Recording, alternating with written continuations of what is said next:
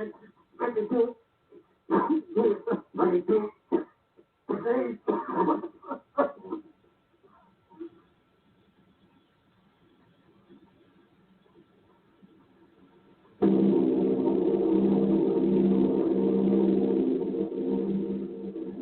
bombing plane B-843 off Mayo, New Jersey. Lieutenant Bolt, commanding 8 bombers, reporting to Commander Fairfax, Langham Field. This is Bolt reporting to Commander Fairfax, Langham Field. Enemy tripod machines now in sight. Reinforced by 3 machines from the Morristown cylinder. 6 altogether. 1 machine partially crippled. Believed hit by shell from Army gun in Watchung Mountain. Guns now appear silent.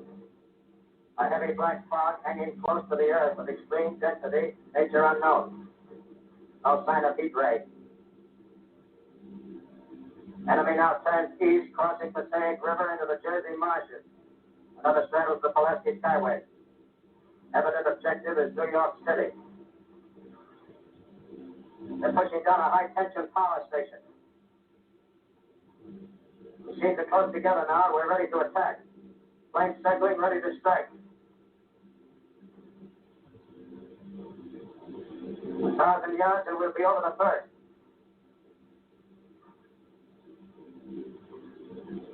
$800 yards.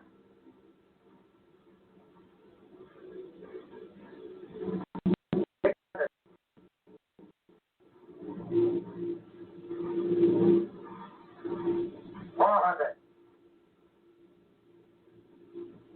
$200. There we go. Giant arm raised. Green flash. Spraying us with flame. 2,000 feet. Engines are giving out. No chance to release bombs. Only one thing left. Drop on the plane and all. We're diving on the first one. Now the engine's gone. 8.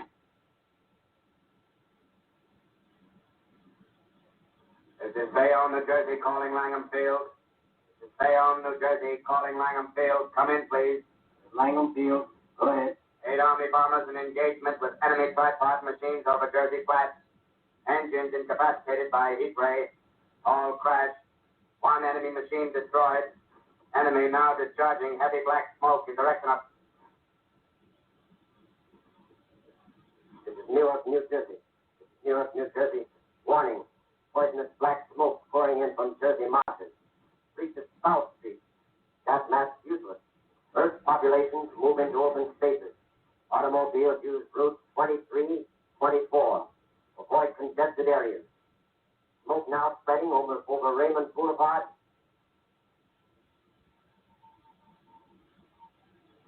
QX2L calling CQ, QX2L calling CQ, QX2L calling 8X3R, come in please. This is 8X3R coming back at 2X2L. How's reception? How's reception? Okay, please. Where are you, 8X3R? What's the matter? Where are you?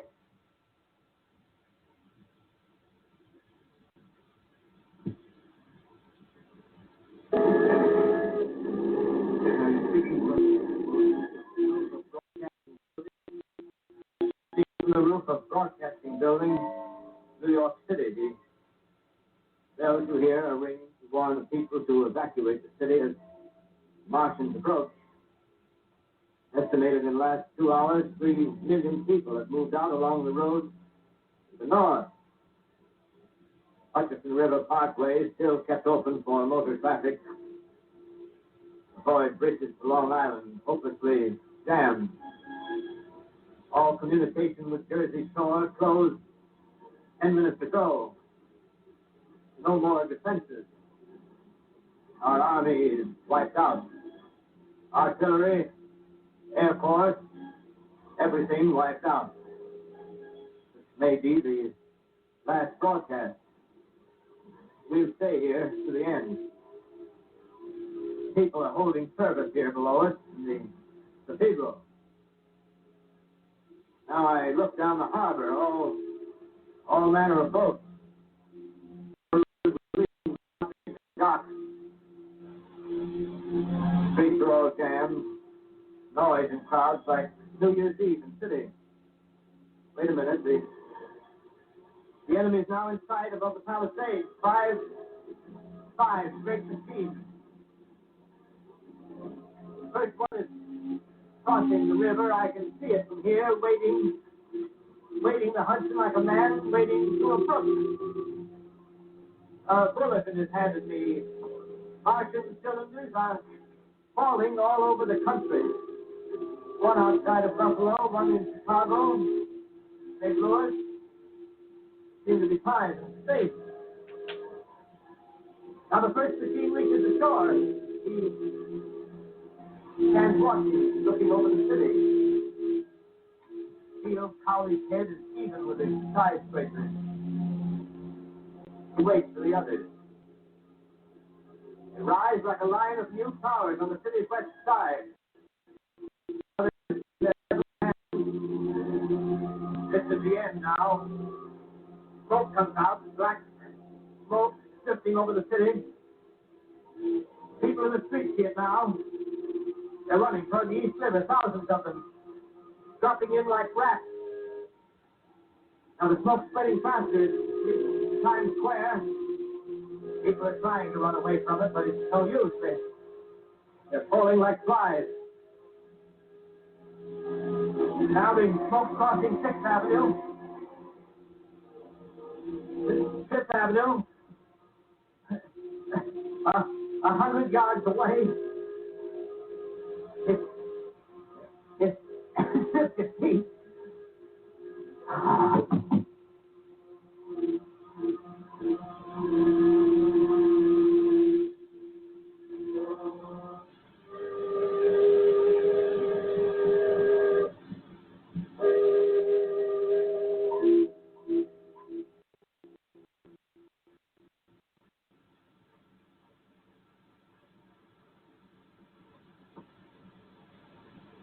X2L calling, stay killed. X2L calling, stay killed. X2L calling, stay killed, New York. And anyone on the air? And anyone on the air? TJ Morris ET Radio. And anyone? TJ Morris ET Radio. X2L. You are listening to a CBS presentation of Orson Welles and the Mercury Theater on the Air in an original dramatization of The War of the Worlds by H.G. Wells. The performance will continue after a brief intermission. This is the Columbia Broadcasting System.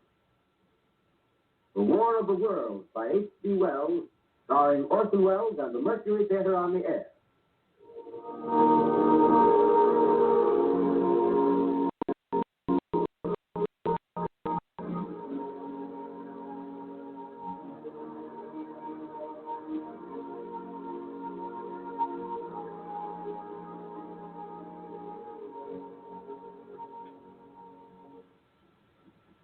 As I set down these notes on paper, I'm obsessed by the thought that I may be the last living man on Earth. I've been hiding in this empty house near Grover's Mill, a small island of daylight cut off by the black smoke from the rest of the world. All that happened before the arrival of these monstrous creatures in the world now seems part of another life. A life that has no continuity with the present. Furtive existence of the lonely derelict who pencils these words on the back of some astronomical note bearing the signature of Richard Pearson.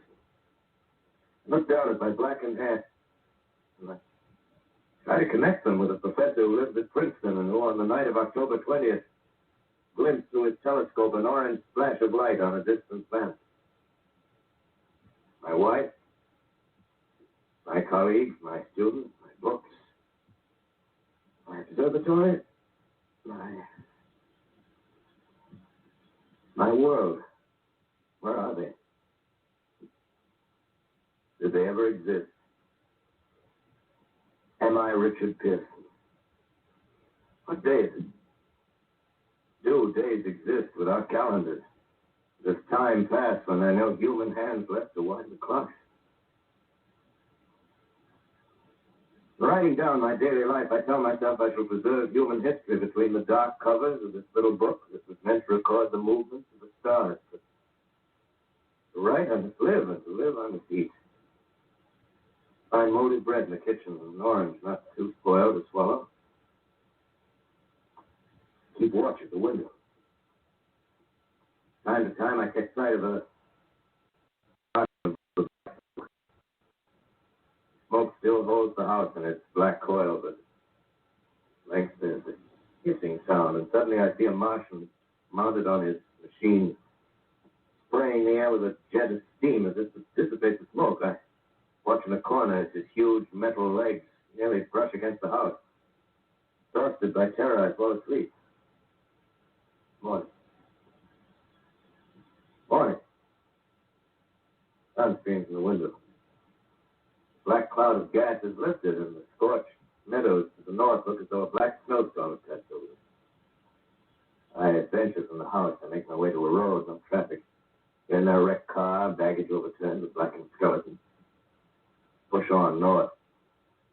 For some reason I feel safer trailing these monsters and running away from them. And I keep a careful watch. I've seen the Martians speed. Should one of their machines appear over the top of trees, I'm ready to fling myself flat on the earth. Come to a chestnut tree. October. Chestnuts are ripe. Fill my pockets. I keep alive. 2 days I wander in a vague northerly direction through a desolate world. Finally, I notice a living creature. A small red squirrel in a beech tree. I stare at him and wonder. He stares back at me. I believe at that moment the animal and I shared the same emotion. The joy of finding another living being. Push on north. I find dead cows in a brackish field, and beyond the charred ruins of a dairy, the silo made standing guard over the wasteland like a lighthouse. Deserted by the sea. Stride the silo to Weathercock, the arrow points north. North. Next day, I come to a city. Strangely dwarfed and leveled off as if a giant had sliced off its highest towers with a capricious sweep of his hand. Reached the outskirts, I found Newark, undemolished but humbled by some whim of the advancing Martians. Presently, with an odd feeling of being watched, I caught sight of something crouching in a doorway. I made a step towards it. Rose up and became a man. A man armed with a large knife. Stop! Where did you come from? I come from many places. A long time ago, from Princeton. Princeton, huh? That's near Grover's Mill. Yes. Grover's Mill. There's no food here. This is my country. All this end of town down the river. There's only food for one. Which way are you going? I don't know. I'm looking for people. And what was that? You hear something just then? No, only a bird. A live bird. Yeah. You get to know that birds have shadows these days. Hey, we're in the open here. Let's crawl in this doorway here and talk. Have you seen any Martians? No. They're going over to New York. Night, the sky is alive with their lights. Just as if people were still living in it. By daylight, you can't see them. 5 days ago, a couple of them carried something big across the flats from the airport.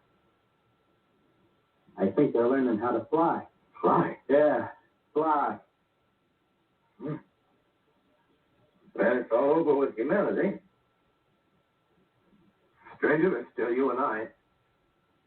2 of us left. Yeah. They got themselves in solid. They wrecked the greatest country in the world.